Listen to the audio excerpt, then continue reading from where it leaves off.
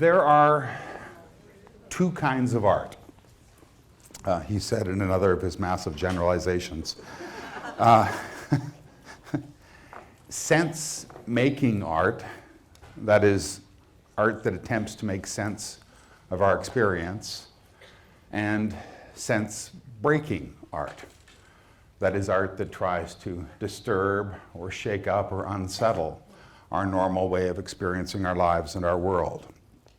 BP Nichol definitely belongs to the latter group. Like many experimental writers, he was more interested in process than in product, in the making of art, rather than the thing that got made. He said that he disregarded style in favor of reproduction of actual states of mind. Well, what he really said was, style is disregarded in favor of reproduction of actual states of mind in order to follow the states through the particular traps they become in search of possible exits. But I'm not at all sure what that last part means. So I just cling to the first part, that his poems are not about what poetry makes, but the way it makes it. When he died in 1988, Fraser Sutherland, in his obituary in the Globe and Mail for BP Nichol, called him the foremost Canadian practitioner of the international movement known as concrete poetry. I will show you some examples later. For now, a working definition of concrete poetry from Nichol himself is that it is poetry that works with the smallest unit of language, the letters. It is poetry that is as or more interested in what letters and words look and sound like than what the words say, their content. It is poetry that, even more so than traditional poetry, needs a reader or a listener to make it come alive. In BP Nichol's art, the camera is always on you. He was born September the 30th in 1944 in Vancouver. He was the fifth and final child in the family of Glenn and Avis Nichol. His father was from North Dakota, and his father, Glenn Nichol, ended up in Saskatoon, where he found work with CN Rail, got married, and had the first of their children. In 1937, CN transferred his father to Regina, and then to Port Arthur in Northern Ontario, and then to Burnaby, where Barry was born. When Barry was 3, the family was transferred again by CN. He worked as a pattern throughout his life. His father worked for CN, and they moved around a lot, mostly promotions. So the family moved to Winnipeg when he was 3, and they bought a prefabricated home in a new subdivision in Winnipeg, tucked into a bend of the Red River called Wildwood Park. The subdivision was divided by letters, Section A, Section B, Section C. Barry lived in Section H, and he later said that he learned his alphabet by finding his way home. He later called one of his chapbooks ABC, the Aleph Beth book. The alphabet meant a great deal to him from a very early age. He was raised loosely Presbyterian, went to Sunday school at a United Church. In a 1976 interview, he described himself as having been a very unreligious guy, agnostic, bordering on atheistic, until he went through therapy, which gave him a belief not in God, but in something like animism, a sense that there was something that was larger than he was. At Sunday school, he mostly liked the comic book versions that they read of the Bible, all the people in funny white robes and heaven as a place in the clouds. At age 6, a friend led him to Dick Tracy Comics. And he became a serious fan of Dick Tracy, a serious collector. By the time Nichol died, he had a collection of Dick Tracy comics that could fill a small room on its own. He's a serious collector of many forms of comic books and board games, very serious collector of board games as well. When Ron Mann, a name that some of you may know, a documentary filmmaker who went to this university, when Ron Mann made his film in the 80s about comic books called Comic Book Confidential, BP Nichol was one of the people that he went to for an education about comic books. In 1953, when Nichol was 8, his father was transferred again, and the family moved to Port Arthur, part of what is now Thunder Bay. In the closest he got to an autobiography, Nichol said that he fell into writing here, quite literally. He was walking home from school in grade 4, and he fell into a ditch, and he caught a very bad cold. And he was kept home from school for several weeks, and while he was kept home, he wrote a long, short story about a sailor that visits the planet Earth from Mars. And then when he went back to school, his teacher read it to the rest of the class, a bit a day for several weeks. And she liked it, and they liked it, and he liked that they liked it. And that was it. He was a writer. In 1957, the family moved back to Winnipeg, another transfer. Barry went to Churchill Junior High, then Churchill Senior High. He was a good student, but a Miss Neitherent wrote on his grade 8 report card that Barry needs to try harder in language. When he was 15, he created the first of many comic books of his own. It was a strip called Bob the Cat, which featured the title hero, his sidekick Yahoo, and the evil Dr. Nasty. The following year, his father, so he's 16 now, his father was promoted and transferred to Vancouver. The older kids are by now out of the house, so his parents and Barry himself just rented an apartment on West 70th in Marpole, which is south central Vancouver. He started grade 12 at Winston Churchill High School, and then went on for grade 13 at King Edward College in Kitsilano. At King Edward, he met other young aspiring poets, James Edward, Judith Copperthorne, and he went with them and on his own to the coffee shops and jazz clubs that were starting to appear around Vancouver as in other cities across Canada in the late 50s, early 60s. Places like the Black Spot on Dunbar Street, Java Jazz, the Flat Five on West Broadway. He said he learned at jazz clubs that it's not hip to shout hooray. In the fall of 1962, he enrolled at the University of British Columbia's brand new Faculty of Education, studying to become a teacher. He joined a student writing club at UBC, and he audited a creative writing class, one of the first at UBC, taught by Jacob Zilber. This was 1 year after a number of other young male students at UBC had launched the most written about little magazine in Canadian history, which was a free newsletter called Tish. This is the first, a blurry copy, forgive me, of the first issue from September 1961 from Library and Archives Canada.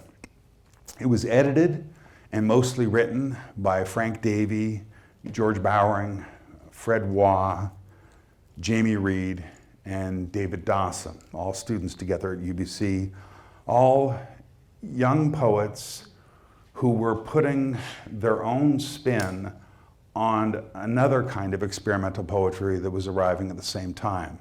And this is the so-called New American, capital letters, New American poetry that was coming up from the States at the time, especially from San Francisco, the San Francisco Renaissance. Poets like Robin Blazer, Jack Spicer, and Robert Duncan. It was actually Duncan who gave them the name for the magazine. He was visiting Vancouver, and he was staying at their professor's house, Warren Talman and his wife Ellen. And they were talking about putting a magazine together, and Duncan popped up and said, why not call it Tish? And they said, why Tish? And he said, well, it's a polite anagram for shit. And so that's what they did. The running joke of the magazine throughout its life was that it was a movement, right?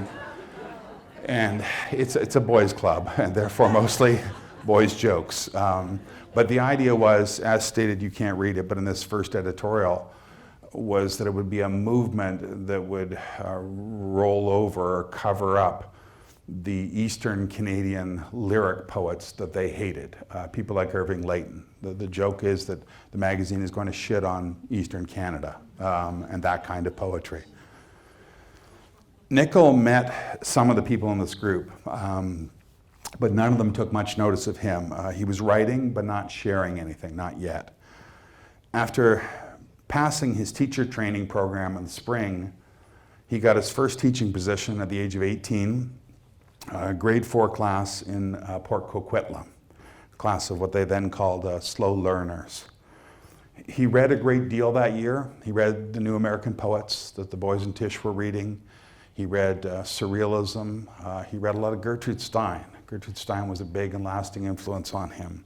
He read Sheila Watson's novel, The Double Hook, another big influence on him.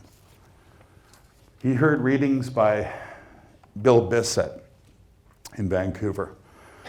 Bissett was the leading figure in Vancouver at the time of the other big school of poetry there at the time. That is the so-called downtown poets. Mostly called this simply because they didn't go to UBC. They were students and their poetry was different, more eclectic, less academic. Bissett was from Halifax, the son of a prominent lawyer there. In the late 50s, he ran away from home with his first boyfriend and moved to Vancouver. He became a pretty serious drug user and was arrested for possession a couple of times, including once that landed him a stint in prison for several months. In 1962, Bissett and his partner, Martina Clinton, began producing one of the strangest, most exciting magazines of the 1960s. It was called Blue Ointment. It was named after a British, I believe, medication used to treat pubic lice. You can see a running theme in these things. They were living on welfare at the time in Kitsilano, so the magazine came out whenever they had enough copy to print and enough paper to print it, usually 2 or 3 times a year. A typical issue contains about 100 or so mimeograph pages, letter or legal size, simply stapled along one edge. The paper in it is often of different colors, even different sizes. They're on welfare and they scrounged up whatever they could, wherever they could. It printed poems, drawings, collages, fiction, letters, rants, literally whatever it liked. Many issues that I've seen contain objects tipped into the magazine or bound into the magazine sometimes, just things they found. So for one issue, Bill and Martina ripped a page out of phone books and just stuck a page from the phone book in randomly inside it. Another one has, you know, those glossy photos that you used to get in hair salons of possible hairstyles, and they stuck those into each issue. One of them has ads. There were advertisements at the time for federal job postings for guides at Expo. There's one, I haven't seen this one. Rosemary Sullivan told me she saw one. These are very hard magazines to find now. I don't know any place that has a complete run of them. But Rosemary Sullivan told me she saw one that had a bit of wood bound into it. It's part of a tree. And she thought it was presumably a gesture of gratitude to trees. I asked Bill Bissett about that one. He just said, could be. Nichol loved this magazine. He later published regularly in it. He said, I didn't have to go south of the border or across the sea for that hit of adrenaline that really new writing gives you. It was happening right there in the first issue. The teaching wasn't going so well. Partly, there was an incident in which he went against his own beliefs and had a student strapped for a disciplinary affair, something that was common at the time, but not something he was comfortable doing. So he quit, stopped teaching, and he moved to Toronto, where his older brother Don was living. Just before he left, on April the 7th of 1964, he wrote a poem in his journal that is the first use that we know of just his initials, BP, which is the reason why he's generally known as BP rather than Barry Philip Nichol. The main reason that Nichol moved to Toronto and stayed here the rest of his life was to re-enter therapy with a woman that he had met the summer before, introduced to him by his brother. Leah Hindley Smith was a self-trained psychoanalyst born in Wales. She moved to Toronto with her husband and family in 1948, and she began supporting the family herself by operating boarding houses in the Annex and later as a real estate developer, buying and selling homes in the Annex area in particular. And by the mid-50s as a therapist. She didn't have a license, but I'm reasonably certain at that time you didn't need a license to be a therapist. By the time Barry moved to Toronto, Mrs. Smith, as she was known, had about 60 clients, half of whom lived in house groups, they were called, in homes that she owned in the Annex. Barry moved into one of them on Howland Avenue. He had experienced bouts of pretty serious depression since adolescence. Whatever Mrs. Smith gave him, it seemed to work. He is remembered by those who knew him in Toronto as a warm, cheerful man, a guy who liked to tell very bad jokes at dinner parties and break into song in public. That's of course not inconsistent with depression, but at any rate. One of her other clients got him a job at the circulation department of the Sigmund Samuel Library here at the University of Toronto. In 1966, 2 years after arriving, he quit his library job and he began giving as well as receiving therapy for Mrs. Smith.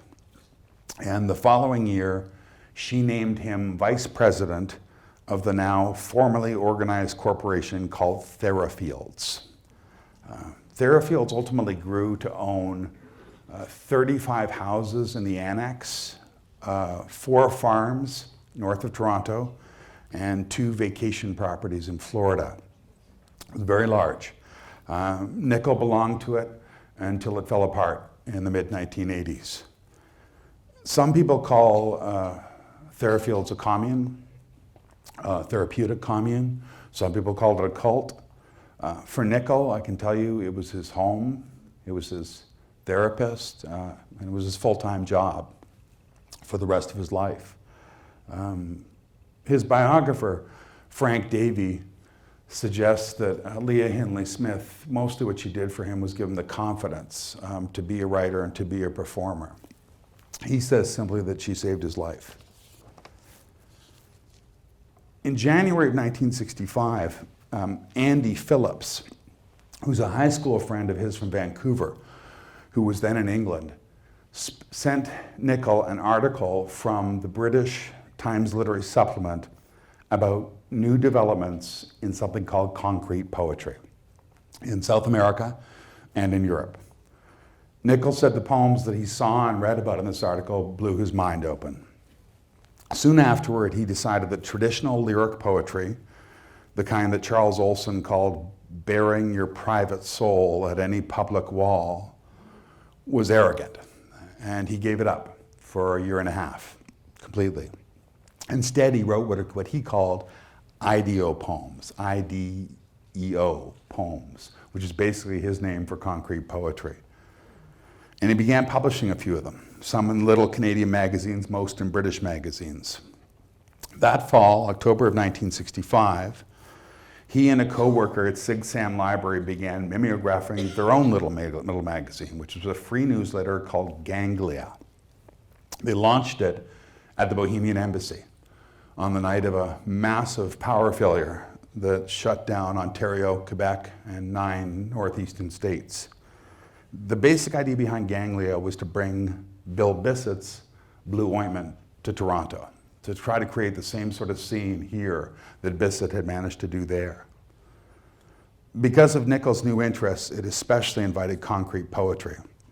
The first issue has some of Nichol's poems in it, poems by Margaret Avison, who also worked with him at Sig Sam, BC writers Judith Copperthorne, Bill Bissett, George Bowring.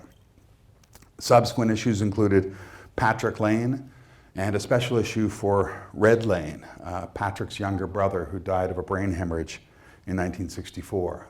Pat Lowther, Victor Coleman, many, many others. Ganglia ran for a half dozen issues. It ended in 1966. Making magazines is hard, especially when nobody's getting paid for it.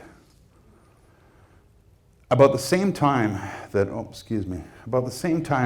Ganglia ended, Nichol moved into a main floor room on Admiral Road with Leah Hindley Smith's son, Rob. And he met a new member of Therafields, a former nun who lived next door by the name of Sister Eleanor Hebert. And they began dating in 1968 and eventually married in 1980. They had their first child was born stillborn. They have one child, daughter Sarah, born in 1981. Later that year, he rewrote some of his earlier traditional poetry in the light of what he had learned from concrete poetry, and he submitted them to an anthology that he had heard about from Margaret Avison. The anthology was put together by Raymond Souster and Victor Coleman, both Toronto poets and close friends. Souster was a banker, as you might guess from the suit. Doesn't look much like a poet of the 1960s. He spent his life working for the main branch of the CIBC at King and Bay. He was also one of the editors of Contact Press, the first modern small press in Canada. He had the idea of putting together an anthology of poetry for the centennial, for 1967. He thought he'd call it Poets 67. And he tried to interest the Centennial Commission in funding it. They weren't interested, so he decided to do it on his own. And then he would publish it at his own expense. Coleman knew Souster. They worked together at the Toronto Star. And at this time, Coleman lived near Souster's home on Baby Point Road. They actually threw the ball around together a lot in High Park. And Coleman actually was a new Canadian poet. He's 23 years younger than Souster at this point. So he helped him plan and select the anthology, even though he's not credited as an editor anywhere on it. It was called New Wave Canada, the New Explosion in Canadian Poetry, May of 1966. It's not a terribly attractive book. It's printed on cheap paper, put together with a typewriter.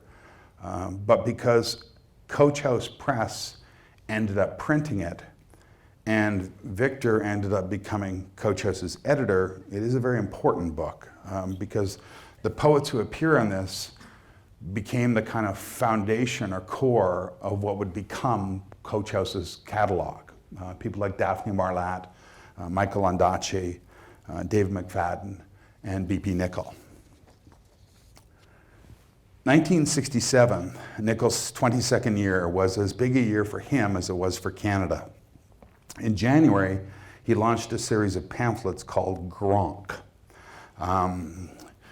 Basically, the idea was to get away from a regular periodical, the hassles of putting out a regular periodical. These he could just put out whenever he wanted. It's named after a sound. It's named after the sound made by the dinosaur in the BC comic strips by Johnny Hart. Some of the issues were hand-set at Coach House and then Xeroxed at Sig Sam. The university libraries of this country contributed a great deal to the arrival of Canadian literature, often without knowing about it, particularly photocopy machines. It's said that it welcomed all things concerned with language revolution, but the focus was even more clearly on concrete poetry than in Ganglia. This is another issue. The quality is pretty uneven, but Nichol said that he wasn't fussy about quality. It's something a lot of these writers had in common. They're far more interested in getting stuff out there quickly and sharing it with everybody else than with picking the best. It kept going until 1978, as planned, 64 issues. Also in January, so this is all 1967, he published his first chapbook with another press, that is one he didn't publish himself. It's called Confessions of an Elizabethan Fan Dancer. And it was published in England by a small press called the Writers' Forum. They're all concrete poems, 28 pages of them. This is a pretty straightforward example from the book and of concrete poetry. It's called Easter Poem. And you can see most of the ambitions or interests of concrete poetry in it. That is, an interest in the way words contain other words, the way that pulpit contains tulip, for example. An interest in the sound of letters, and what happens when you repeat a word so many times that it loses its meaning, and it just becomes sound. And an interest in the way letters look on the page. In this case, typing the letters in such a way that they look like a tulip. The typewriter and later the computer are often an essential part of concrete poetry. What it's doing is foregrounding something that is just a convenience in regular poetry. That is just a way of getting words to the publisher. Here, we're taking the tool and making it part of the poem. A month after this appeared, Coach House Press in Toronto published Nichol's first book. It's called BP. It's a kind of self-titled first album. Victor Coleman had begun working for Coach House by then, and he was the main editor of this. The reason I put book in quote marks is that it's not a book. It's a box, inside of which there are multiple objects, including a book. The box itself is a gray cardboard sleeve the size of a 45 RPM record, about 2 centimeters thick, and it's open at one side like a record sleeve. On the front, there's a photograph of Nichol walking on a beach. This is it with the original photograph for that, I think taken in Vancouver, maybe Kitsilano Beach. On the back, there's an artist statement that says a bunch of things, but including this: there is a new humanism afoot that will one day touch the world to its core. Traditional poetry is only one of the means by which to reach out and touch the other. I place myself there, with them, whoever they are, wherever they are, who seek to reach themselves and the other through the poem by as many exits and entrances as possible. So that's why it's not a book. Why when you open it up or take the stuff out, you find a mix of different objects, as many exits and entrances as possible. There's a regular book on the lower left called Journeying and the Returns. There's a 45 RPM flexi disc record, the kind of record you can bend, on which you can hear Nichol read some of these poems. There's a small red flip book. You remember flip books in the middle? There it's called Wild Thing, and it was dedicated to the Trogs. There's an envelope called Letters Home that is stuffed with more things, including a computer punch card, several concrete poems on different colors and sizes of papers, and then something down there in the lower right that's called a kinetic poem sculpture for destruction. And it's Cold Mountain. Essentially, on that little thing, there are instructions for how to assemble it and make a kind of paper sculpture out of it, and then to set fire to it was the idea behind it. And there's also something in there called a mind trap. I don't know what that is. It's hard to know what to call the whole thing. The poor reviewer for the Toronto Star called it a poetry kit, which is pretty good. Nichol himself later called it a sculpture which violated the reader's sense of the book being sacred. Coach House made 500 copies of this, every single one of them hand assembled around the Coach House lunch table, long into the night, by many hands. It sold for $3.50. I asked Stan Bevington if they would ever do a reprint, and he laughed at me. The book inside it, Journeying and the Returns, is printed on very thick gray stock with different colored fonts for each section. It's a printing experiment that didn't really work. It's quite hard to read, actually. It doesn't show up well. The poems themselves are lyric poems, not concrete poems. They're poems about love, the natural world. If they have a common theme, it's suggested in the title of the book, something about leaving and returning home. I'm just going to let you hear BP reading a couple of poems from the book himself. I can't read BP Nichol's poems the way he does, so thankfully we have a few recordings. This is one of the ones that is on that Flexidisc record, and it's called Not What the Siren Sang, but What the Frag Meant. Not what the sirens sang, but what the frag meant. For Margaret Avison. Leaf, autumn, sky, flea, umantu, kiss, over and over, to, mu, ut, fail, moon out, seek, fail, monotony, seek, ton, tongue, flail, man-tongue, manitou, anitou, frail, Anatole, sick, mantol, mental, tall men, tell men, teleman, sail, kick, elephant, bale, flick, medicant, ahmed, canter, amen, cant, or all men can't, or tall men can, tell men, teleman, click, whale, element, trick, wall, all it meant, tick, intimate, ball, pick, intimate, balk, click, imminent, back, clack, emanate, brack, clock, imitate, break, cake, immolate, brick, kick, integrate, crib, kite, insulate, crab, sight, irritate, wait. Okay. Just going to read you one more. This is a shorter one. And this is from the record that's inside. This is a later recording of one of the concrete poems of the book. The poem is called Historical Implications of Turnips. Sorry. Turnips are interps, are urnspit, are tinspur, are rustpin, are stunrip, are pit urns, are writ puns, are punster, are newtrips, are suntrip, are untrips, are spinrut, are runspit, are pitners, are runtsip, are puntser, are turnsip, are tip runs, are terpsin, are spurtin. Now you know.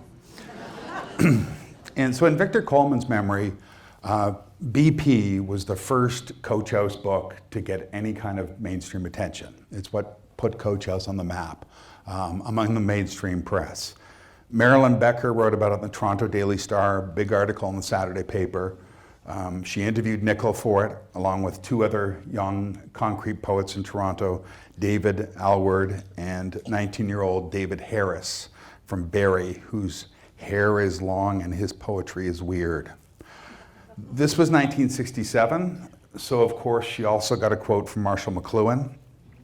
He told her that concrete poetry is real cool because the participants don't give a hint about message don't give a hoot about message as long as they're with it.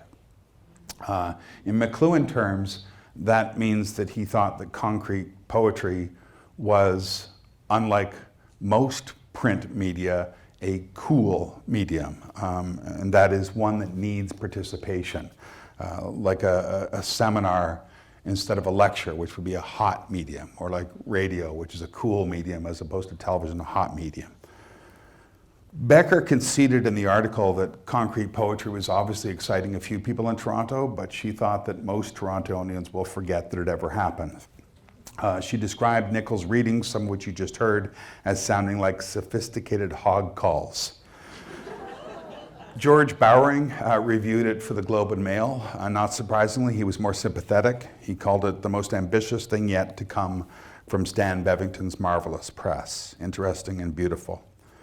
In July, so all this is still 1967, Nichol made his first appearance on CBC TV with Bill Bissett. Interviewed by Phyllis Webb. Nichol starts the show off by reading a poem called This is the Death of the Poem. And then at about 30 seconds into the reading, Phyllis Webb jumps in and starts reading another poem over top of his poem. And then 30 seconds after that, Bill Bissett, who is wearing a mask of some kind, he looks like a maybe Frankenstein, I'm not sure. He jumps in reading a third poem. It becomes pretty weird within it's on YouTube if you're curious at all to watch it. In 1968, Nichol released a 12-inch record of sound poetry called Mother Love. The record was produced by Jack Boswell, who also produced a record by a group called the Nihilist Spasm Band. This was a jazz collective led by the artist Greg Curnow and based mostly in London, Ontario. They only used homemade instruments and they aimed somewhere just south of Total Noise. George Bowering sat in with them one night as the drummer and he kept rhythm and they threw him out of the band. It's like, no rhythm. The following fall, Nichol did a joint sound poetry performance at the St. Lawrence Centre with Steve McCaffrey. McCaffrey is a British poet. He came here from England in 1968 to do his master's degree at York University. And while he was in England, Nichol was the only Canadian poetry he'd ever heard of, a Canadian poet, and so he looked him up. At the St. Lawrence Centre, maybe 20 people came out to the performance, almost all of the poets. One of them was a young man by the name of Rafael Barreto Rivera, and he proposed that they perform a sound poetry ensemble with another young poet by the name of Paul Dutton. Nichol gave the group its name. He called them, he said, let's call it the Four Horsemen of the Apocalypse. They actually dropped the last three words, they never used them, of the apocalypse, but anybody who saw them perform might have been forgiven for thinking the world was ending without them. The first performance of the Four Horsemen was here in Toronto in May of 1970. The second performance was in November at Mount Allison University in New Brunswick. This is Nichol in a 1971 reading at one of the farms that Therafields owned with two other members of the Four Horsemen, Paul Dutton on the left and Steve McCaffrey on the right. They performed in community centers, school auditoriums, performance spaces like A Space in Toronto, Intermedia in Vancouver, the Vehicle Gallery in Montreal. In 1973, they released their first record, an LP called Nada Canada. I'll play you one from this. It's short, it's called Coffee Break, which we're not ready for yet, but this is the Four Horsemen.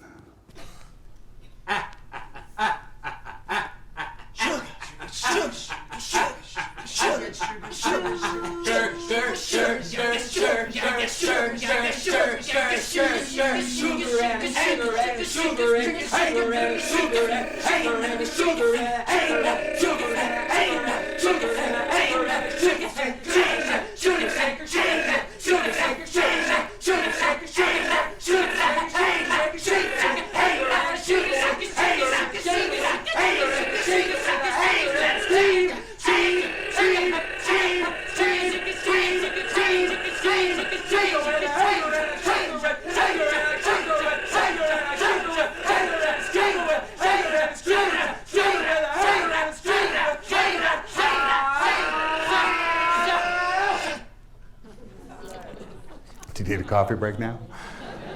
So after 1974, the group performed only sporadically. Basically, the band broke up for the same reason the bands usually break up, creative differences. They published 3 books, starting with one from Pocket Books in 1977 called Hors d'oeuvres. This image and many of the others, I should say, comes from a remarkable archive online of Barry's work called the BP Nichol Archives, which is run by Gregory Betts, professor. Back to Nichol. In 1969, Coach House published their second BP Nichol title. It's called Two Novels, designed by Victor Coleman.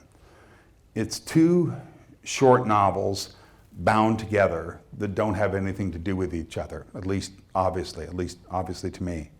The pages of both of them are numbered from the outside so that you read both of them towards the middle.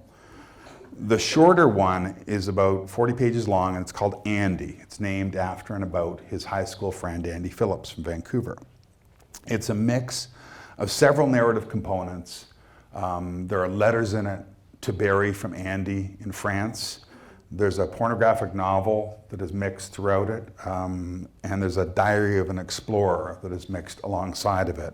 At the end of it, there are illustrations that the reader is encouraged to cut out, lick, and stick, and then put throughout the book using the numbered key that is provided inside of it. It's hard to imagine how expensive it would have been for Coach House to produce something like this in the 1960s. It is all very confusing, but of course it is meant to be. This is the narrator, or one of them. This is your captain speaking. All reference must now be left behind. Entering space of opening door to sea must be realized a literature of contemporary free from chains of past consideration. This is your captain speaking. Please abandon all hope of retention of old in ultimate breakthrough into new.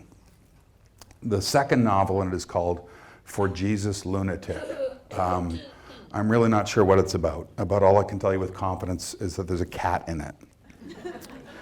In the spring of 1971, BP Nichol won a Governor General's Award for Poetry.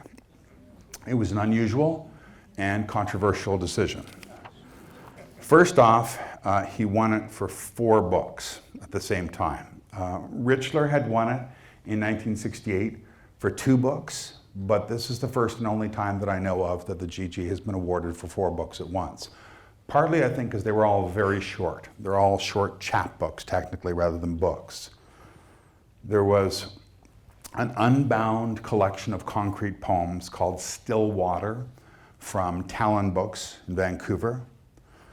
There's an anthology of concrete poems by himself and many others called The Cosmic Chef that he did for Oberon Press in Ottawa. There's a 20-page chapbook of regular poems called Beachhead, published by a small press in California. And there's a 6-page pamphlet called The True Eventual Story of Billy the Kid, published by Weedflower Press here in Toronto. And just to make things even more complicated, that year the judges for poetry split BP Nichol's award for 4 books with another book of poetry by Michael Ondaatje, coincidentally titled The Collected Works of Billy the Kid. One of the judges that year was Warren Tallman, the UBC professor who was instrumental in getting Tish started and a friend of Nichol's. As you might expect, there were rumblings about that, the extent to which Tallman may have been influential in the giving of the award to this group. About all I think it's fair to say is that experimental poetry like Nichol's would not have won if Tallman had not been on the committee. Other than that, I wouldn't go beyond. But the main controversy was about one of the chapbooks, this one, The True Eventual Story of Billy the Kid. It is a very short story, 8 pages long, 6 pages, and it may be a kind of prose poem. It is the true story of Billy the Kid, that is William Bonney, the American outlaw, as recorded by BP Nichol. So it turns out, forgive me for this, I have to describe it to you so you understand the controversy that follows. It turns out Billy became a gunslinger because he had a little dick. He killed his first man because that man had a bigger dick than Billy did. The sheriff let Billy keep doing this because he had a little dick too. When Billy died, God said, "Billy, why'd you do what you did?" And Billy said, "Because I had a little dick." And that's about it. That's pretty much the story. Now, in the House of Parliament on June of 1971, the Conservative MP Thomas Mac McCutcheon called Nichol's Billy the Kid an affront to decency and a discouragement to serious literary efforts, which is, of course, exactly what it was supposed to be. Exactly what it was. So, points to Mac. McCutcheon moved that the House express its displeasure that the book had received a Governor General's Award. The motion was defeated, but Conservative MPs continued to question the government about the award. And eventually the Office of the Secretary of State responded to reporters by describing the book as bad pornography, badly done. They did not, however, take away the award. The main beneficiary of all this was Michael Ondaatje. In November, the previous Prime Minister, John Diefenbaker, expressed his displeasure, reportedly about Ondaatje winning the award. He called the language in Ondaatje's book at a press conference in Barrie that was then widely reprinted atrocious. And he objected in the same interview that we have some great figures in our country every bit as colorful as that what's-his-name in the coonskin hat. Billy doesn't wear a coonskin hat in either Ondaatje's book or Nichol's book. Diefenbaker appears to have confused Billy the Kid with Disney's version of Davy Crockett, right? It is also possible, and I'm becoming increasingly certain, that he confused Ondaatje's book with Nichol's book, because the complaints by members of his own party in the House were not about Ondaatje's book. They were about Nichol's book. Ondaatje's book does have a few off-color scenes and a few dirty words, but nothing like what I just described to you. It's not a... Nichol's book is primarily a silly, dirty book. That's its point. At any rate, all the publicity ended up being very good for Michael Ondaatje. He told the Globe and Mail in 1990 that it was the nicest thing that Diefenbaker could ever have done for him. The major work of Nichol's career and very large bibliography is the Martyrology. It's very hard to know what to call this thing. For starters, it's not one book. It's 9 books, published in 6 volumes over many years. And these are not short books, these are long books. The first volume, books 1 and 2, was published by Coach House in the spring of 1972 in an edition of 1,000 copies. It was originally published, the first edition is in 2 volumes, held together with a paper wrapper around the front, a paper band. This is the second 1977 printing that put them together with some revisions. Book 1 is dedicated to Leah Hindley Smith, without whose act of friendship, quite literally, none of this would have been written. Book 2 is dedicated to Bill Bissett, weirdly capitalized. Bissett never capitalized his name or any of his own writing. The book was designed and illustrated throughout with what looked to me like woodcuts, or an attempt to imitate woodcuts, by Jerry Ofo, a Toronto artist who did a great deal of work for Coach House Press. The Martyrology is a martyrology. That is, it is a historical catalog of the lives of saints. But in this case, fictitious saints. Saints that Nichol invented, like Saint Orme, Saint Rand, Saint Rite, and his wife Saint Agnes, Saint Wranglehold, etc. There's a genealogy at the front of the book, a kind of dramatis personae. In the first part of book 1, we meet the blue-eyed Saint Anne, who's working in a circus at the time. Book 2 describes the cloud town from which the saints descended to earth, a place that looks a lot like the heaven that he saw in the comics that he read at Sunday school. The Martyrology is frequently interrupted by its author with short autobiographical poems or lyrical poems connected or not connected to the main narrative. He describes it in book 2 as a narrative poem by a poet with no gift for narrative. He wrote in his notebook in April of 1969 that the saints grew out of a sci-fi comic strip milieu. He says, this is what the Martyrology is or means. The relevance of myth is only as you make it relevant to your own time. His invented saints are just as meaningful to him as the Catholic saints. Just as real, just as unreal. He says in the first page of book 1, there are no myths we have not created. The secular world needs saints as much as the sacred world does. The best description I can think of for this thing, I mean, it runs to something in the order of 2,000 pages. So it's hard to come up with a single sentence that would describe it, but it's an epic poem about the lives of saints written by a poet who loved comic books. As he said, myth is only relevant if it is relevant to our time. So he threw out the old saints and he made up some new ones. His magnum opus simultaneously mocks Christian mythology and gives it new life. It knocks the whole silly structure down and it builds it all up again for fun and because he must. It is also a dream, a prayer, a love letter, an act of desperation, and a diary that lasted the rest of his life. There is nothing quite like it in Canadian literature or in any other literature that I know of. The most important lesson in it is ironically that writing is not as important as living. For those without the stamina to follow Nichol on his difficult journey through 9 books, he kindly saves you the trip on the second page of the first book. One thing makes sense, one thing only, to live with people, day by day. In 1982, Nichol was forced to sell much of his huge collection of comics after basically budgeting himself out of a job at the now financially struggling Therafields Corporation.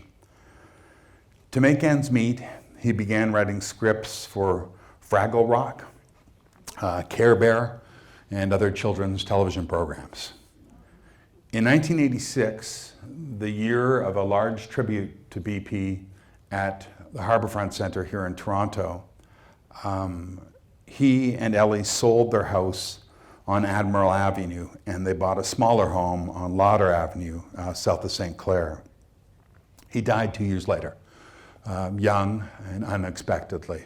He went to the doctor with complaining of back pains and they discovered a massive, like truly massive football-sized tumor on his back connected to his spine.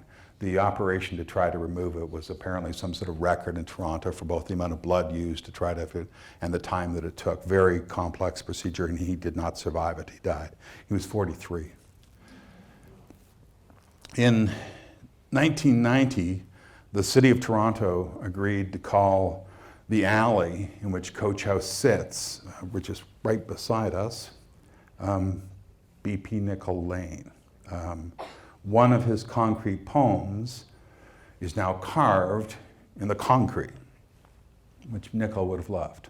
This is right outside there. The kind of poetry that Nichol wrote, experimental poetry, sound poetry, concrete poetry, can be hard to understand, especially if you've, like me, read a fair bit of traditional poetry. And easy to make fun of. In Margaret Atwood's novel, Lady Oracle, Joan Foster, the main character, has an affair towards the end of the book with a Toronto concrete poet who calls himself the Royal Porcupine and whose latest poem is an exhibit of roadkill. I will confess that I don't yet fully understand and appreciate much of Nichol's work. But I know this, and I will tell you this. Last year, for the first time, I taught some of Nichol's concrete poetry in a class here, in a first-year class. And the students in it responded to it better and faster than to any of the traditional poetry in the class. I was very surprised by how quickly they saw what I struggled to see. George Bowring says something very similar to this, that when he got his first copy of Nichol's first record, Mother Love, he played it at home and just hated it. But then he noticed that his kids, he had toddlers at home at the time, were loving it. And then they made him kept playing it over and over and over again. Maybe writing for Fraggle Rock wasn't just to pay the bills. There's something of the eternal child about BP Nichol, about his art and about himself. Everyone who knew him that I've met or read about talks about his infectious enthusiasm, his curiosity, his sense of play. I have not yet learned to love his art, or all of it. But I can tell you that after spending several months reading his work and reading a great deal of work about him and talking to people that knew him, I did grow to love him, the man himself. So, the man I never met. Let's take a break there. Thank you.